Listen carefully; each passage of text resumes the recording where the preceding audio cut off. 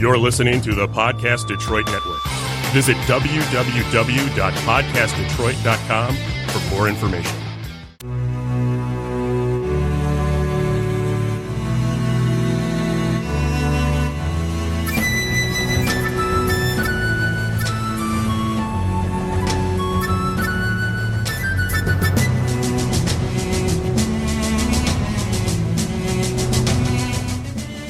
Hello, friends. Welcome to Episode 8 of Storyteller Conclave. This is a show all about helping you run the very best tabletop role-playing game that you can.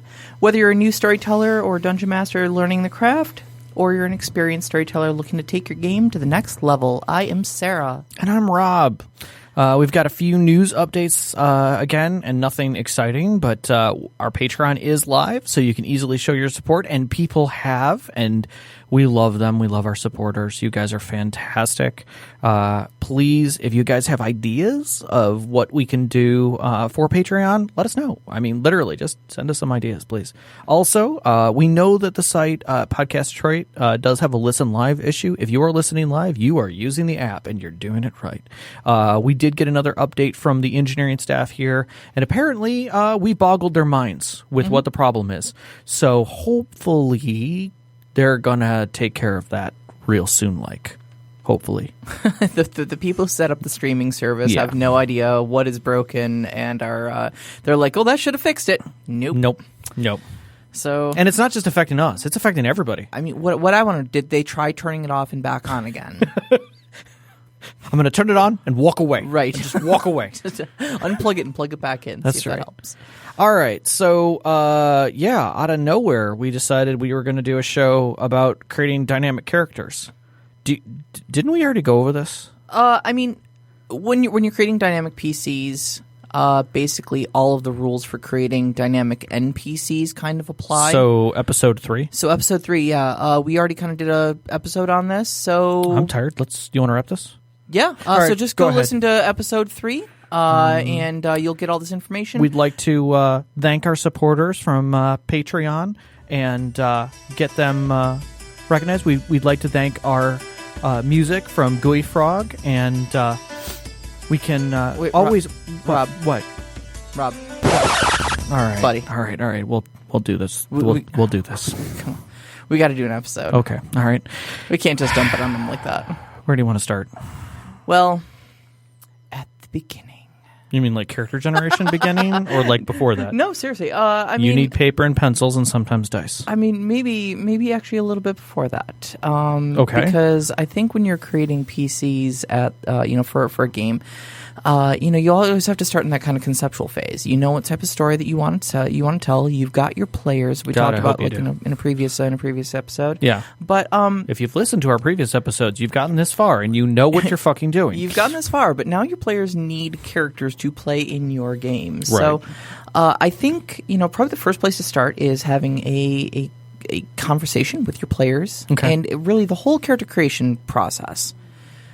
For the underlying rule, I think, to everything that we are about to talk about is that the character creation process needs to be a collaboration between the players and the storyteller. I can agree with that. I think that, let's be really even more simple than that. It's about communication. Absolutely. I think every game that I've ever played, it's only gotten better when there's better communication between the storyteller and the players.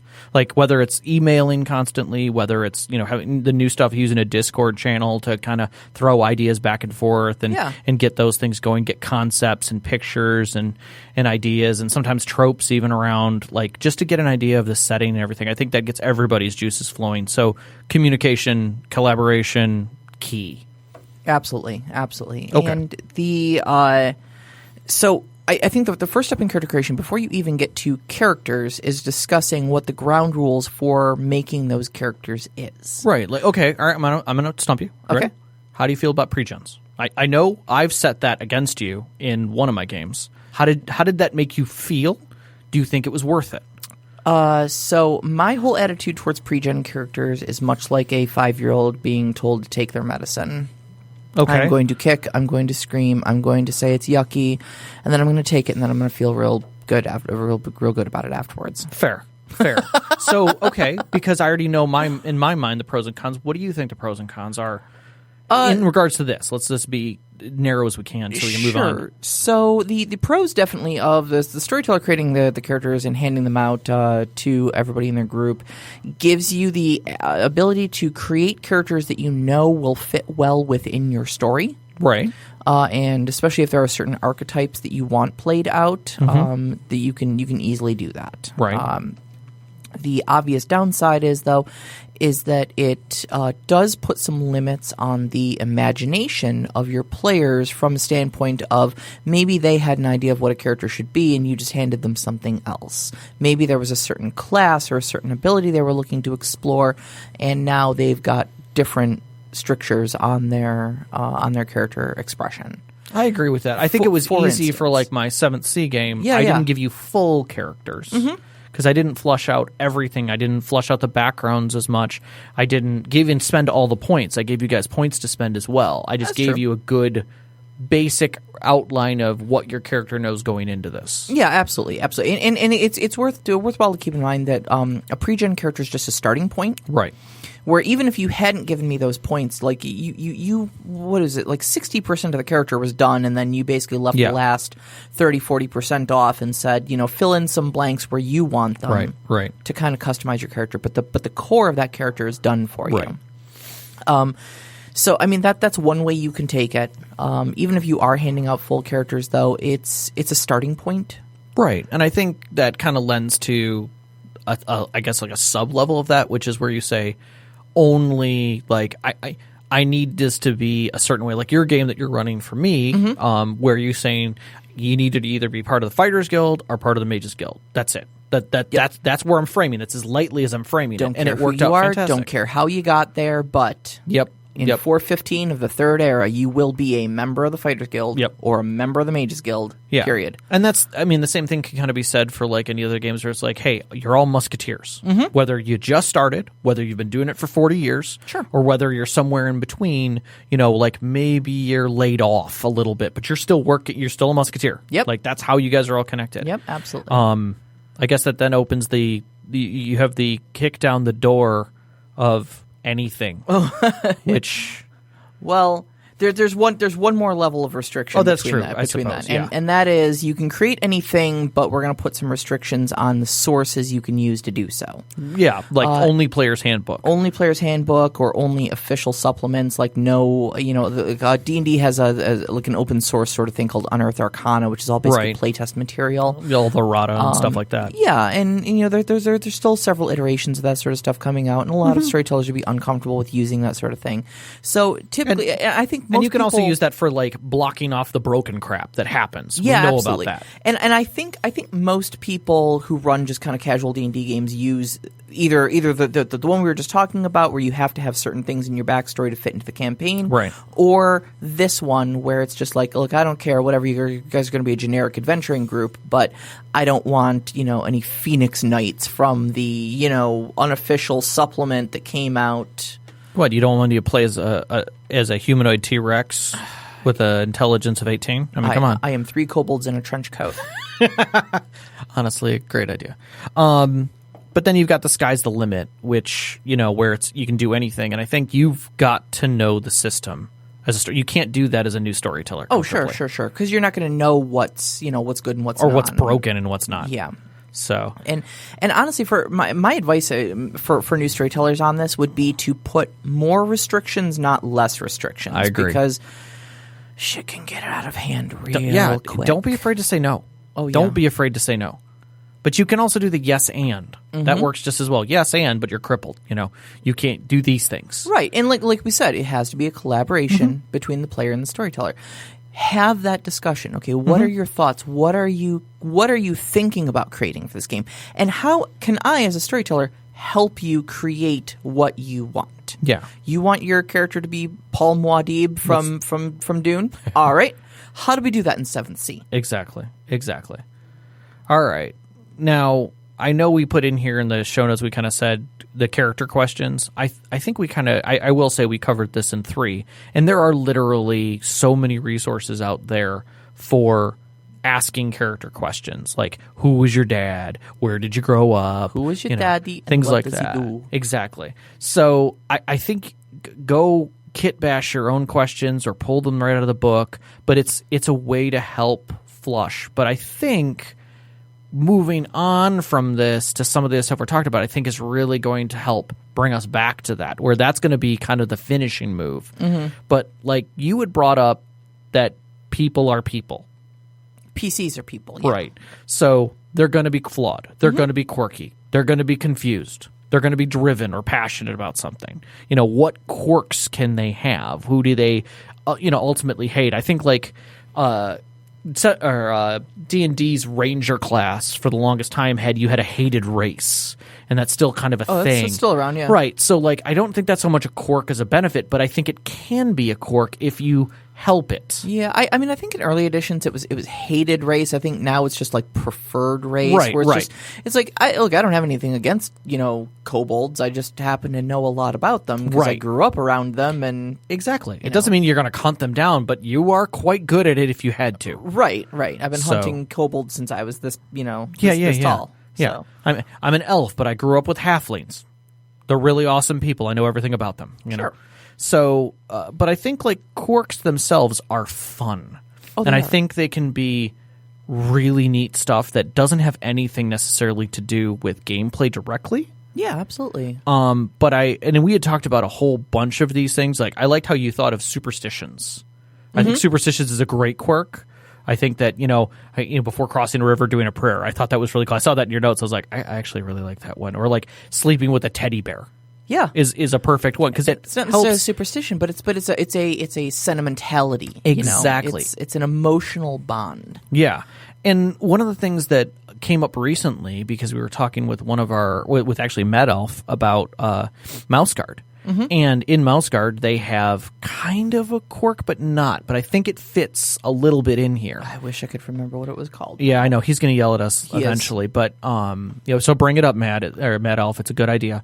And that is like what your character is known to do. Like what's like a trip that they have. And like the one thing that they listed in the book was, I always draw my sword at the sign of danger. And I'm like, okay, that seems pretty straightforward. Like, what to expect. Like, oh my God, something just jumped out of the woods and it's growling. Shink, swords out. Like, without question, whether or not it's a good idea or a bad idea, you just did it. Yep. Or like, I always protect the innocent. Now, that's a little ambiguous, but at the same time, like, you've got to make a snap decision on who's innocent in the situation. Yep. And then that drives you. Yep. But I think, just like the other pieces, it helps define who you are and what your first instinctive action is going to be in those things. But because you're making that statement, and it is a statement, like you said, it's very clearly a statement, you're saying, this is something that is my character, and in those situations, this is how I react. But it also says that that's a situation that you're focusing on. Absolutely. Like, I will protect all books. Like, all books are sacred. Well, and the great thing about statements like that is that, first off, they define a set of action. So, obviously, if books are in danger, well, now you are prone to put yourself into that situation. Exactly. Whether that's a wise idea or not. It is now a situation you feel your character feels they need to interject themselves into. Right. But second off, things like this are great jumping off points for writing other parts of your history. Oh, totally. Why? What has your character got with books? My father was a librarian. Okay, tell me about your father. Exactly. Yeah, exactly. I love that. Lean in. Tell me about your father. Exactly. So I think that the three main things I would suggest every PC come up with Right.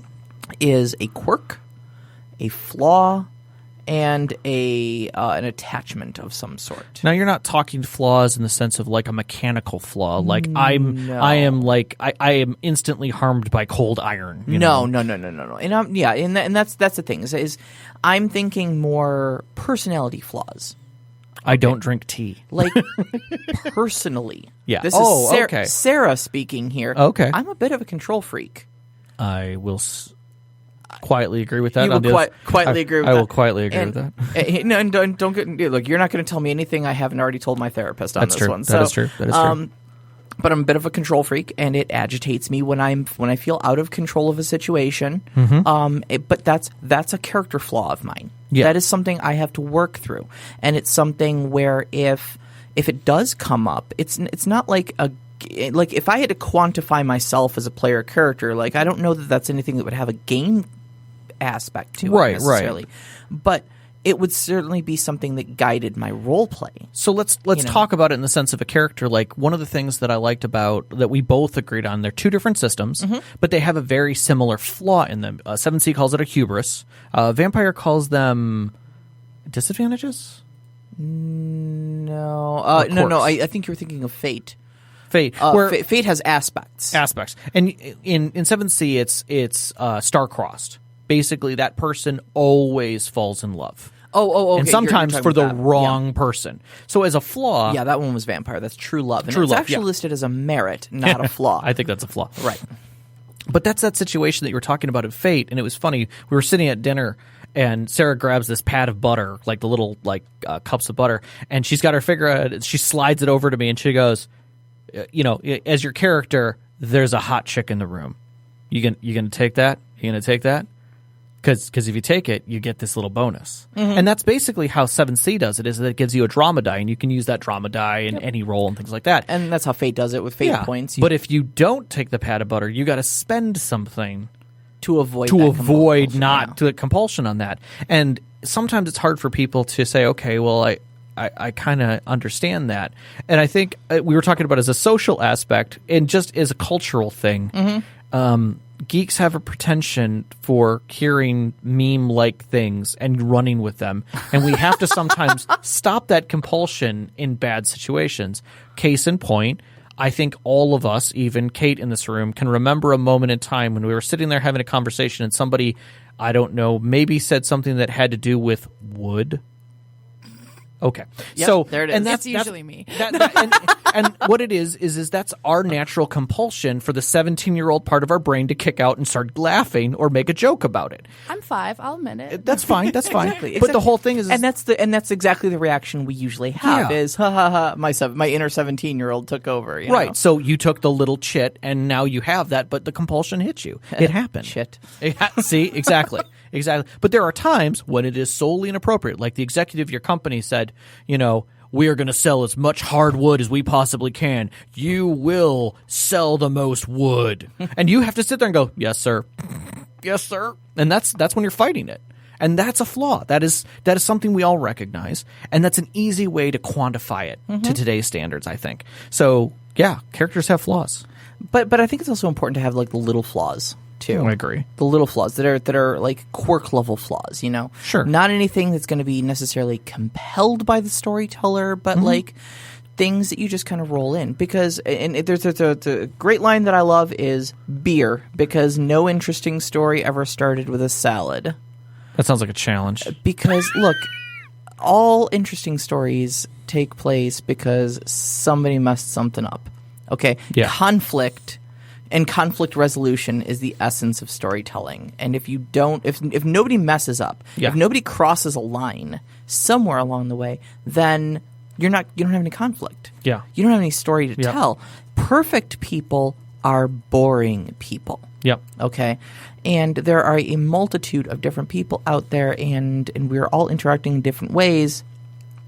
And it's, who do you want to play? Do you want to play the character that gets everything right, or do you want to get the character who has to struggle a little bit? Right. Who has to earn their victories, who has a character arc that takes them through maybe resolving past trauma or avenging a slain relative or something like that, or some that admittedly they may not be dealing with too well. Right. I mean, grief is a powerful thing and common. In storytelling. In common, yeah. And people don't make the wisest decisions when they're depressed. Maybe your character has a substance abuse problem. I played a fighter in one of Rob's... Thunder. Yeah, played a fighter in one of Rob's previous games who was an ex-gladiator who had gotten kicked out of the gladiatorial arenas because they were juicing. Yeah. With magic potions, and they got caught doing it. And you didn't care what the potion was; you just downed it. And so, what I was doing during gameplay was, I would first off spend all of my extra gold on potions. Like that's just where it went. Yeah. And so, anytime that character needed any extra cash, they were always broke. They had a healthy stack of potions. I didn't care what those potions were. You have 5 bull strength, fine. I am buying them. Yeah. Oh, I only have enough money for 4. I'll take them. Yep, exactly. And then during gameplay, I was just rolling a die. Like, whatever die was closest to the number I currently had, and I would pick a random potion, and I would drink it anytime we got into combat, because that's the only way that character knew how to fight, was juiced up on magic spells. Right. And attitude changed instantly whenever, like, another character buffed them with another spell or something, you know? Yep. But it's these sort of flaws that I'm talking about. And they start painting that picture. Like, if you don't know where to start, that's not a bad place to start. Sure. Because then that can get you back to the 20 questions. Because you may not be prepared for the 20 questions, or you may look at the 20 questions and then do these quirks and be like, you know what, I need to redo those. And I think that's where backgrounds and histories come in. Because you can start, like you said, as in here as simply as like, I joined the militia, got drunk one night, and X. And that tells enough about a character right there. But you could also write a 26-page in-depth world analysis of your character that starts from your great-grandma, and puts who you are in the world. But I don't think that necessarily gives you any more or less detail about the, than a short narrative about how you're a PI and you have a dirty old, office on the second floor with barely any light, and the cargo trains come by and you have to pull your bed down from the wall and drink your fifth of scotch that's the cheapest that you can get. That tells a lot about character envelopment, but it doesn't tell anything about your backstory. Didn't you used to be Eddie Valiant? There you go. You changed your name to Jack Daniels. Exactly. It's moments like that you can think about, but then you really have to think about, like, how did he get there? And you quickly figure out his brother was also a cop and got killed by a tune, and that's what simple things, like he dropped a piano on him from 40 stories up. Wow, that's a hell of a way to go. It really is, and it changes a man. It does change a man. It makes him very flat. So I can't even with you. I know. Podcast over. Yeah. So don't start the music. We're doing fine. We're good. I know We're you were good. close. You were close. good. She was looking at it. So I would say for histories, challenge yourself, because sometimes maybe you do short histories. Like maybe you're just a quick person who doesn't do it. Like throw something else in there. At the same time, challenge the storyteller a little bit, but always work with them. Yeah. Don't get so in depth in your story that when you hand it over to the storyteller, they're like, this doesn't fit at all in the world. But as a storyteller, also look at that and say, hey, can we change the name of this town to this? And you say that you were part of this thieves guild. Can we actually make that just like something a little lighter than that? Maybe it was just you and a bunch of scoundrels who called yourselves a thieves guild. You weren't sanctioned in any way. Yeah, absolutely. And there you go. It's a yes and kind of moment. And this nameless villain. No, he has a name. Here's what his name is. Here's his name. You know his name, by the way, and it's pretty awesome. You know his name, yes. All right. Before we get too deep in this, I know this was important to you, and that was that archetypes, or archetypes, I should say, and classes or clans, or when you're talking vampire, or even societies. Yeah, nationalities in 7th Sea. I think every game has, even if they're classless, levelless, systems, have some sort of categorization for your characters. So all wizards wear robes and have pointy hats and staffs. We're going to call these. We're going to call these classes just for the shorthand of it. We mean all of these blanket archetype terms. Yeah, okay? Framing. Now, I want you all to hear me very, very clearly. And I want you to just take a moment to ruminate on these words. Okay. Classes are not inescapable prisons. Period. Okay? I agree with that. A class is a stereotype. Yes. They will give you a descriptor of what a common representation of that class is. Okay, so we'll take wizard. Sure. Okay? Wizards wear robes. They hang out in libraries all day. Most of them have familiars. They only use staves. They wear big pointy hats. They have big long beards. They're frail. Exactly. Okay? These things are maybe commonalities. Stereotypes. Okay? You might draw some lines through the demographic and say that that's how they kind of turn out. But they're not inescapable prisons. So, my advice to storytellers helping create, helping your PCs create their characters, my advice to any players who are listening to this, look at what you can do to challenge the stereotype that your class puts out there for you. Okay? It's way more fun. So, for instance, try making an athletic wizard. Okay. Try making a clumsy rogue. I like a clumsy, lucky rogue. I think that was pretty awesome. Try making a scholarly barbarian. Don't use int as your dump stat. They're not all dumb. My wife in a LARP played a barbarian who was learning to be a lady. And it worked so beautifully. It worked it was hard. It was challenging as hell in the system because it was stacked against her the whole way. But it was neat the way she worked it all out. Yeah, absolutely. By the end of it, she was courtly. She wore a hoop skirt. It was funny. So, but man, if you piss her off and get a battle axe in her hand, you can't take her down. You can take the girl out of the barbarian, but not the barbarian out of the girl. That's right. She'll drop that hoop skirt and kick your ass. Oh, right. Or your bard with social anxiety. Or bard with social anxiety. I love that idea. Exactly. I love that idea. You may know how to weave magical spells intricately into every note that comes off of your lute. But, oh, God, I don't want to talk to girls. You ready? Trent Reznor. Yeah. I mean, he's an amazing artist, but if you have a conversation with that man, I would say today is a lot different, but like Vicky met him. No. Just awkward. Just awkward as hell. Well, I mean, when you do it all by yourself in a studio. Oh, yeah. It's different. Oh, I bet. Yeah. I bet. Yeah. So, not that we know anything about being locked in a small room and not talking to anybody else but Kate. So I put that out there to players everywhere, and that is just try to think of what your character needs to be and think of what your character could be. Yeah. Challenge those stereotypes. Now, I'm going to say that. Right. And I got very preachy there. You did. And then I'm going to completely contradict myself. Oh, Lord. Okay.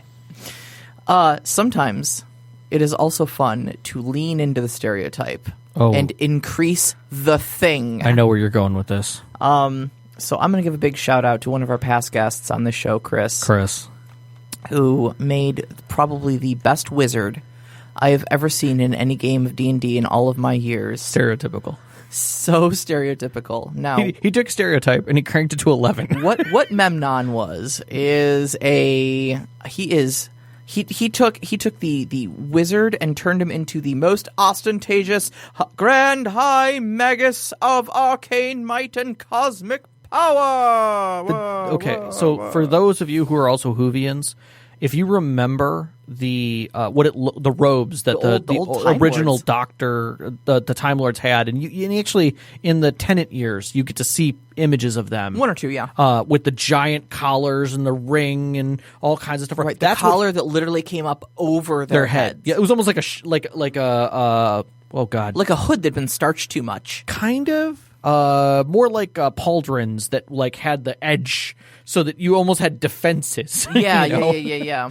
But he had that as his robes, and we were like, okay, we got where this is coming from. We have a Time Lord here. This is fantastic. His character came from a magocracy, yes, where the mages were the ruling class, and so he had this haughty, I should be ruling over all of you non-magical peons because I learned magic and I studied it and I'm so brilliant. I mean, he literally called the cleric a spellbeggar. A spellbeggar. I thought that was brilliant because they had to beg for their spells from their god he instead literally of evoking them himself. Yeah. My hermetic magic can call upon lightning, and you have to ask nicely. And if your god decides they don't like you that day, too bad. And then you talk about making not just a bard, but like a David Bowie, making the next David Bowie, literally the sexiest, just dripping off them with sexuality and innuendo, and being able to be close, and when they walk, they almost slink as they move. And every phrase they speak is a sonnet. Every note they pluck is a symphony. Yeah, exactly. Sort of character. They don't have to swing a sword. They don't have to. Yeah, absolutely. And so don't be afraid to lean into stereotypes. As much as I say subvert them, sometimes just cranking it up to 11 is so much fun. Yeah. And you could go the opposite too. Make the big dumb fighter.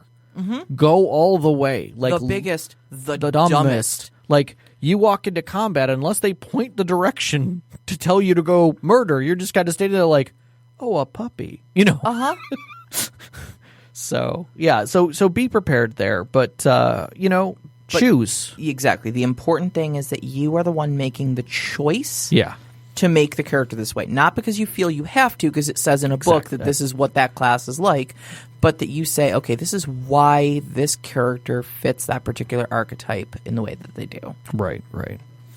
I think the last note that we've got in here really is the part that sits on me, and that is we need to make sure that no matter what you create as a player and no matter what you're watching is created as a storyteller, they have to be able to work together at some level, even if it's contentious.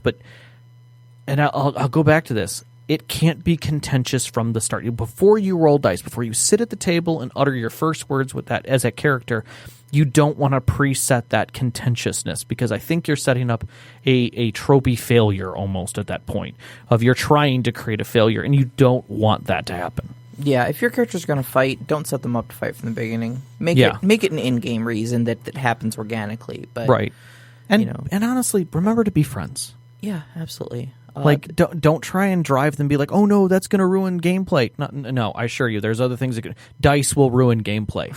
Someone role playing is just going to make things interesting. Exactly. And yeah, like I say, the other component to that is just remember that you are all friends sitting at the table, and that sometimes, your characters will get into conflicts. We refer to your character and my boyfriend's character as Rosencrantz and Guildenstern. Yes. Laurel and Hardy, because they argue and bicker constantly. It's fantastic. His cleric is really strong-willed, and my boyfriend's previously aforementioned asshole noble is an asshole noble. He's fantastic at it. And he's fantastic at it. But the two of them just have this personality conflict. Yeah, straight up. But the important thing is that you're never mad at another player for what happens on graph paper. No, never. Keep it in game. And honestly, a good thing to do if a discussion is getting heated, break character. Yeah. For just a second and just go, hey, are we cool? Yeah. To continue this. Hug it out, Yeah. Like I need you to understand, this is my character who's pissed with you, who's pissed with your character. Right. But Sarah is perfectly fine with Rob right now. Are we okay to continue? And just get Rob to say, oh, yeah, no, this is in character. All right, cool. And furthermore, exactly, step right back into it. Just back fine. into it. Take that break. Step back into it. But if you need to, step back. And I would say, as a storyteller, if you feel things are getting out of hand, pause it. Say, okay, guys, I need to pause. Are we still in character? Right. Because this is going on, and sometimes it goes on too long. Sometimes you need to break that scene and literally, have that moment where they walk off angry, and then cut that scene and move to the next scene. Yeah. And you can talk about the resolution of that fight later between those players, but either way, you need to keep the story going. You can't just let it sit on that scene. Yeah, that's advice actually I could probably take. So yeah. Definitely. All right. Secondly, I'm going to back you on this one. Be wary as a storyteller of someone creating a dark and brooding lone wolf. Oof. I think if you're creating that as a player, you need to back up and rethink. I think all of us have one of those in our past, but I definitely did. I don't know if I've ever done that, because it's not something I do. But okay, let me say this though. Maybe not all of us. Yeah. Maybe not all of us. Yeah. But a lot of people's first characters are the dark and brooding lone wolf because they're sexy. They are. They're kind of that cool, like, John Wick style character. Like, he's the one in pop culture right now that I would reference. I agree. Hundreds of them. I mean, Logan. Yeah, exactly. Wolverine. That one, like, I don't need anybody. Punisher. Like, yeah, exactly. And they're just gonna do everything themselves, and the darkness in their heart carries them through to do their mission. And they don't trust anybody, and they're not gonna talk to anybody. They can't show weakness. It's a very sexy style of character. Okay. But it doesn't fit well in D&D. I don't think it fits well in a lot of systems. I should say, I apologize. I'm using D&D as a shorthand for role-playing games. Yeah. Because like in 7th C, I mean, if you look at someone like Aramis and Athos, like each of those characters were a little bit of that, but there was still something to tie them together, and that was the Musketeers. Sure. So I think you can get away with it, but I think as a role player, you need to acknowledge that that's your backstory. I think the problem is less with dark and broody and more with lone wolf. I agree with that. And that's I think where it really comes down to. And typically your lone wolves are lone wolves because they are dark and broody. Correct. And it's okay to have angst, but make your angst work in a group because this is a group game. This is not D&D for one. Right. I like your next comment because I heard about a game that I wanted to be part of that Chris was talking about at one point. He had players who wanted to do an all-dwarf campaign, and all I could think of was an all-dwarf cleric campaign. Oh my god. It would be epic. Like That would be amazing. Could you imagine All right, well, literally hold on, just hold the on. theological fights? We're getting ahead of the point. We're discussing the point without making the point. But the whole thing is that you can have. It doesn't mean you have to be diverse, Right. You don't have to have the typical Lord of the Rings complement of one elf, one dwarf, one one cleric, one fighter, like fighter, rogue, mage, cleric. Yep. exactly. The holy trinity sort of elf, of human, dwarf, halfling, fighter, healer, tank. Yeah. No, you don't need that. No. The group that I would reference actually, Satine Phoenix, who a lot of you in the geek sphere may know, has been about on like a Geek and Sundry and stuff. That she's a big part of the LA, Los Angeles D&D scene out there. We totally need a Detroit D&D scene. We just need to make that happen. We do, but it would be great if we had some like A-list celebrities like. There's somebody from Detroit. We just have to find them. We do. But she has a group called Sirens. Yeah. And they are all bards. Oh, wow. And they are collectively a rock band. Oh, you mean like Gem and the Holograms? Yeah. Oh, that's badass. Yes, they are an adventuring band. Oh, man. That are all bards, but Okay. they've all taken like different bard colleges for their things. Okay. And like even in that they chose different spells so that they do have one that kind of acts as the healer. They have one that kind of acts with a lot of like, evocation style like lightning bolt spells and stuff. And they all kind of synergize and work off of each other. But yeah, it's a one class, one gender party. Specializations are tight. Yeah, exactly. But that's the cool thing is that like even fighters, you get into some of the specializations for just fighters alone. Like a paladin used to be its own thing, like, but it's a fighter. Yeah. What you can have a paladin who is kind of a cleric, that is a true cleric. You could actually have a second paladin who's not, who's just a murderer dude. And especially with like 5th edition D&D now, it's one of the reasons I love the system so much is that you have a lot more freedom to do that sort of stuff. You used to have to multi-class to get spells as a fighter. Now they just have the Eldritch Knight. Yeah. Like you wanna sling up close and personal spells that sometimes channel through your weapon directly? Sure. Yeah. You want to be a rogue that uses spells like illusion and enchantment spells? Sure, Why we got a not? whole class for that. Yep. Yeah. I mean, it's interesting. Like you had talked about in the game where you had Memnon, we had Ravana, and they were both wizards. Yeah. But you put them next to each other, and they're totally different people. They're totally different styles. They're totally different everything. My character in the very same game as Memnon, the Grand High Archmagus. Yes. Was Ravana, and she was a. She grew up in a mining town up in the mountains, and she had just a talent for the arcane that her mother discovered very early. Yeah, and her mother, after the passing of her father, scrimped and saved, and basically took her up to the witch on the top of the mountain and said, "My daughter likes magic. Can you train her?" And that was it. Like, she literally learned magic on a mountaintop in a hut. Yeah.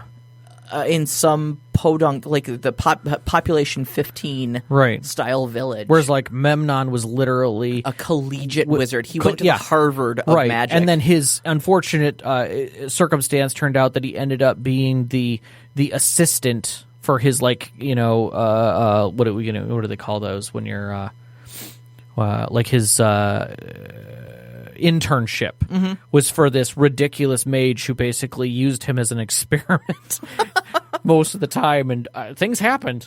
So So yeah, very different worlds. Yeah, in and that they sense. end up in the same party, and he's Yeah. like, well, I know so much more than you because I went to the Harvard for magic, and I have a degree to show for it. And Ravana would walk up to him and go, oh, yeah, I learned that out on the farm. I know what you're doing. Yeah. And he's like, how does a farm girl match me in intellect? And it was great. It's hearth wisdom versus book wisdom. Exactly. It's still wisdom. Exactly. All right. So I think we did. Did we cover everything that we wanted I to think kind of? we did. We're making excellent time. We Actually. really are. We've got good time to go through these questions and we got actually some enjoy it. good time. Yes, and we said we were going to carry these questions over, and we did. We did. We definitely kept you guys, Mad Elf and Technolich. We have your questions, and we are totally going to go over these, and we want to. In next episode, no, no, we're going to go over them now. So Mad Elf had a question in the vein of pre-gen characters. What about playing pop culture characters such as Serenity Crew in the Firefly RPG, or any given superhero in a superhero game? Now, when I first looked at this, honestly, I kind of read it differently at first, and then Sarah and I talked about it. Because my first intention was, yeah, go ahead and play a trope. You're going to play it differently. If you want to be Mal, be Mal. And then rereading it with Sarah, if I'm going to play the Firefly RPG and the storyteller says, okay, which one of you is Mal, which one of you is Zoe? Yeah, I would never run that game because I have a vision of who Mal is and have an idea of what he would do in a story. And I know what characters I like. And I think if somebody else was playing Kaylee and turned her into some kind of, I don't know, like an idiot tart who couldn't actually do mechanical work, and or her roles were terrible, or as a storyteller, I wasn't properly intelligent enough to say, oh yeah, she would automatically know all these mechanical things. I would see a lot of table fights happening. There's a lot of that. There is definitely there's the knowledge factor. Oh yeah, you did talk about that. I've seen all of Firefly. I've seen Serenity, but admittedly, it's been a while. Right. And I enjoyed it. I enjoyed it a lot. But to say that I'm part of the fandom or anything like that is probably a stretch. Yeah. I gave it its due attention, and I enjoyed it thoroughly. Yeah. And then I moved on. Yeah, like I've read a decent amount of Punisher, but I am in no way a Punisher fan. And if I ran a superhero game and Punisher was in it, and the person knew every issue of Punisher and knew everything about it, they're literally going to walk all over me. Yeah. As a storyteller, and be like, well, no, he actually has 3 hideouts, and in this issue at this time period he would have had this, and then he was working with these it's like, wait, what? And your players either going to be disappointed that Right. you're not living up to their expectations of the character, Exactly. or they're going to be angry that you're messing up their character. Correct. And so either way it's a bad move. So I'm sorry, Mad Elf. No, I'm not sorry that we have opinions on this. I take that back. I'm not sorry that we have opinions on this. I would say for me, from Rob's point of view, I would find it exceptionally challenging as a storyteller to try and do that properly and to give it the credence that it deserves. Yeah, I mean, if I'm going to play devil's advocate, I'm going to say that I think there's an opportunity to explore deeper into a property that everybody loves and is familiar with. It takes some pressure off of you to have to come up with characters and lore and stuff like that. You can literally just hand someone the box set and say, here, watch that. That's the world book. Right. And very much like, I suppose, fan fiction. It's a bit like writing live fanfic, but that's about the best I can give it. You know how many people, when you say the word, oh, it's a fanfic, make that cat face? Like they just smelled something. You're making the cat face right now. Yeah, I just hit it. I'm like, Rob is making stinky face. I kind of want to take fanfic is very personal. Yeah. I think that's the key, is that fanfic is very personal. I think when you turn fanfic into a role-playing session, you're going to run into risks. Yeah. So yeah. Let's leave it there. Okay. You want to do Technologist question next? Yeah, sure. All right. Wait, were we... We'll do the other one in a second. I just wanted to pass it back, and I know you had a huge chunk on this one. Sure, okay. So Technolich asked us, who is your favorite character that has been at your table? Not my character. Correct. Not something you created. What made that character memorable or special for you? So I had to think a lot about this one. When we're talking about a lot of gaming history and a lot of games. And there were a lot of good memories from those games, a lot of good characters in those games. I am going to give this one collectively to my entire adventure group. Oh, man. Good choice. Adventure, Tales of the Aeon Society, the pulp action 1920s. You said that wrong. No. Go. Adventure, Tales of the Aeon Society. I love when... Listed in alphabetical order. Yes. Yes. I'm going to give it to my entire adventure group. Short-lived as they were, because I was going through some stuff in my life at that point and could not continue running the game. But mark my words, we will continue that game someday. We aren't dead yet in the game. We can get back to that. Yes, we can absolutely get back to that. But to further answer the question, why and who these characters were, so adventure is a pulp action game. Right. Pulp is really about taking those kind of stereotypes, those tropes, and kind of blowing them up to be something that's a little larger than life, a little fantastic, and in a time period not off of like Dick Tracy, The Rocketeer. Oh, those are. I mean, those are all pulp. Exactly. Just trying to help people who may not know. Sure. Yeah, the Rocketeer, The Phantom, The Shadow, Sky Captain: The World of Tomorrow. Sky Captain: The World of Tomorrow was amazing pulp. Yeah. You know what? To a degree, the Captain America. First, his history. The first Avenger was a bit pulpy, and same with Wonder Woman. Kind of had some pulp characters to it. Yep. Where you've got these larger than life personalities that wrap the character. You want your villains to maniacally laugh. Knox in a Box is shouting at his podcast player right now to mention Doc Savage. There you go, sure. Doc Savage. I think that's a perfect thing. So when I said we were going to be playing adventure, and I asked all my players to create characters for me, I was a little worried that they wouldn't grasp what pulp is and what the essence of it is. And Rob's wife, Vicky, came to me and said, I want to base my character off of this real life person, and for the life of me, I am not remembering who that real life person is. Sorry. She is screaming at home right now. Matahari? Yes. Yes. A sexy spy, basically, who's also like a film star. Like a movie star, but also a spy. And I was like, okay. She's like, it's based off a real character. I said, all right. And she goes, and her name is Gracie Demure. And I was like, oh my God, you got it. And like, I shed a tear, and I'm like, this is the most beautiful thing I've ever heard. Gracie Demure. You named your character Gracie Demure. That's amazing. And out of that game, we got Gracie Demure. We got Dr. Lawrence Critcher, who is a cryptozoologist. Critcher is in creature. Yes, who had a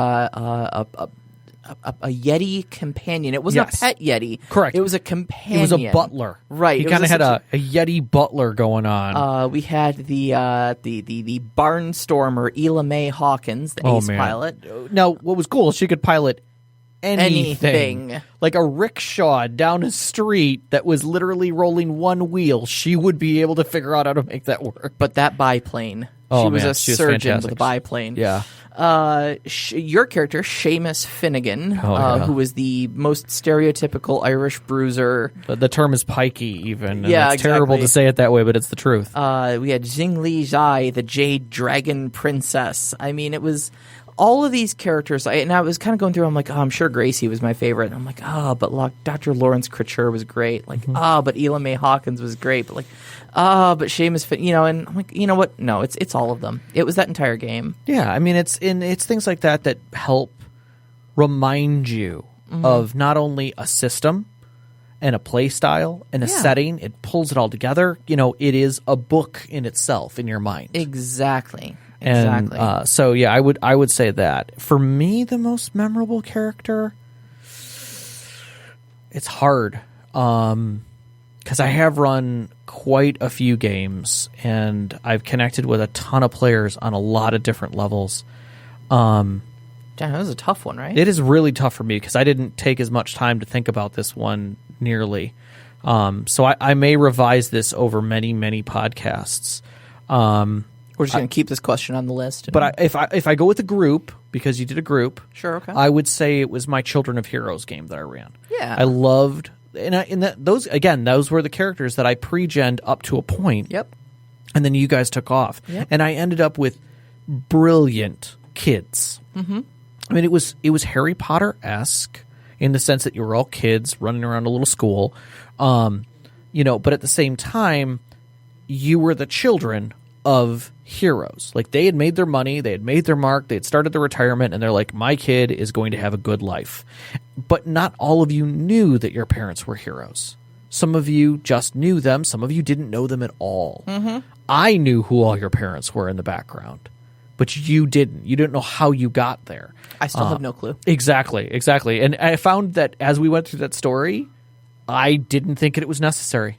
Yeah. To expose that part. It wasn't an important thing. Mm-hmm. And we just kept rolling with it. So it was what your lives created that made it. And it was beautiful watching you guys grow up, basically. And there's a specific scene that I'm going to come back to that's actually Sarah's scene that we had just finished an encounter where the kids had to rescue some of their classmates and other individuals from basically kobolds, effectively. Now, keeping in mind that in 7th Sea, for those of you who don't know the setting, monsters are not really a thing. Like, they exist, but it's not like D&D where it's just like, oh, look, marauding orcs. Right. It is Must more be Tuesday. like it is more to the sense that they are things of myth and legend. In some countries, myths and legends do come alive, specifically in countries like Germany, where they're like, don't go into the dark woods or the red cap will kill you.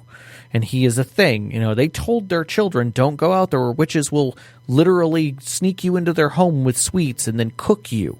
And these things exist in the 7th Sea world. Mm-hmm. So when these monsters showed up on the edge of town, it was meaningful.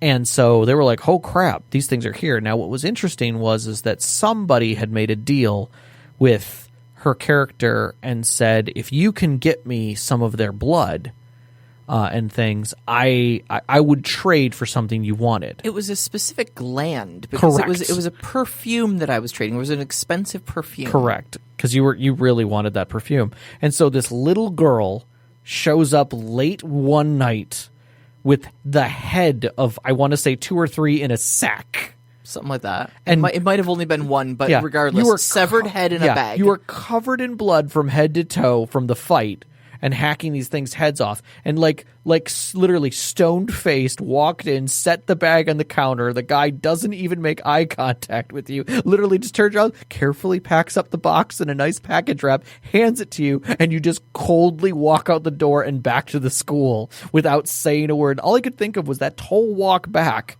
Your feet walking on the cobblestones was the only thing that could be heard through that whole damn city. Shutters just closing. Exactly. Behind me. Exactly. Because nobody was like, there was no, oh, little girl, nope. That's you. That person went right back in their house, like dogs cowered away from you because the smell of the blood of the kobolds on you. I mean, literally, it changed you. Mm-hmm. It changed you as a person. And many, many years later, that character is still kind of suffering effects from such a grisly act. It scarred you. So I will have to say I do love those characters, and I loved that scene in particular. It stays with me, and it was beautiful. It was absolutely beautiful. All right, I think we have one more question, right?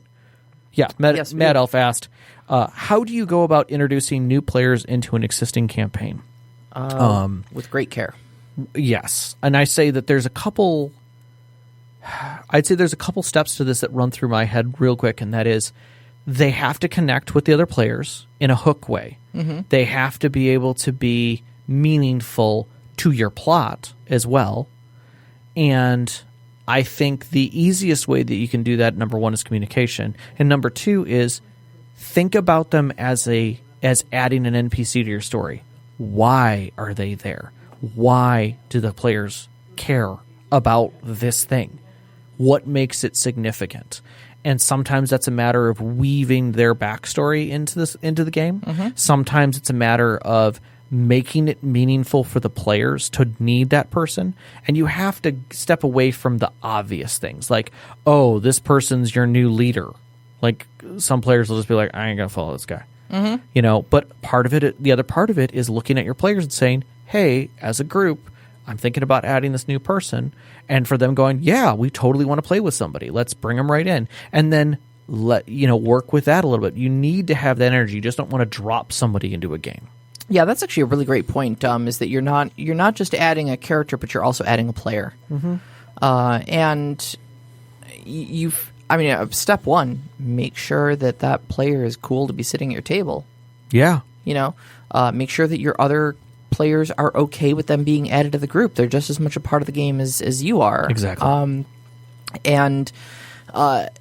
So like we've added 2 new players since we first started playing. Yeah. Wow. In fact, the Mad Elf is one of them. Yes. And with both players, and we're talking these are good friends of ours. Yeah. Out of game. Right. They're close friends. We love them like family. But I still had that discussion with the player group going, okay, this person is going to make number 6. Is that too big? Right. Are we already stretched too thin?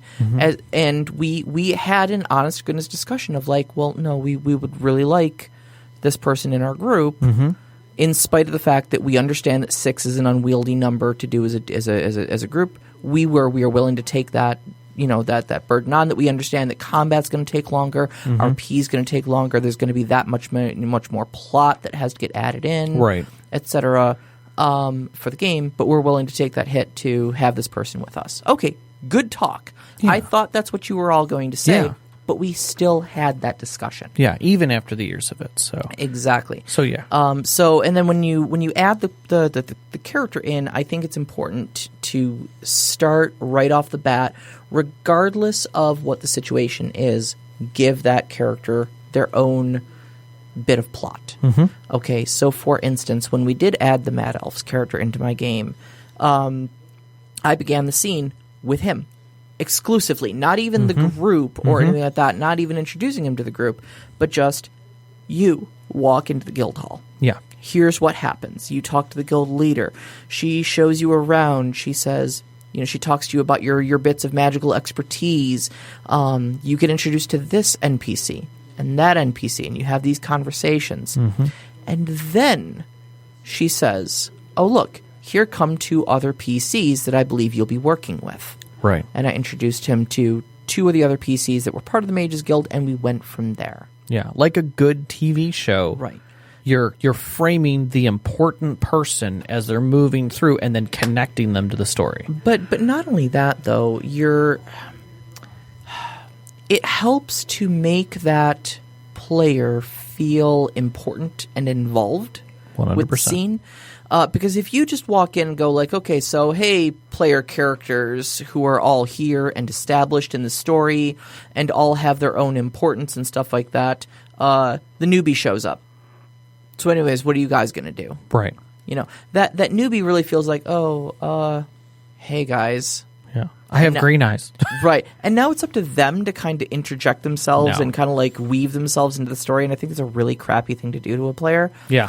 Give them their own bit of plot, reel them into the story, and then hand it over to the PCs who've had 5 other game sessions before that to do their own stuff. They can spare 20 minutes for your new player. All right. Well, I hope, because we just got our 2-minute warning, that was enough of an answer for you, Mad Elf, and for Technolich. Next week's topic is going to be on table etiquette, or what D&D and some of us call herding cats. So we'll talk a little bit about that.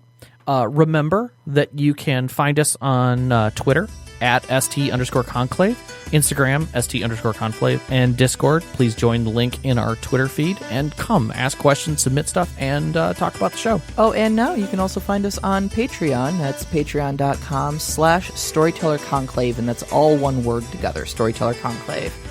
Speaking of Patreon, I would like to give a big shout out to our Patreon members, Eric and Ela May, named after, actually, the exact same Ela May Hawkins. That's right. It's the exact person in real life. Thank you so much for supporting the show. You're definitely keeping this thing going, and we hope to make more great content for you. Our intro music is Beyond the Warriors by Gooey Frog. Our outro music, which you're hearing in the background, is Footprints in the Sand by Midair Machine, both from freemusicarchive.org. We're done at podcastdetroit.com. You can find them at Podcast Detroit on Twitter. Our engineer is Kate. And we'd love to thank our families, Vicky and Sean, all of our friends who play 7th Sea and D&D with us.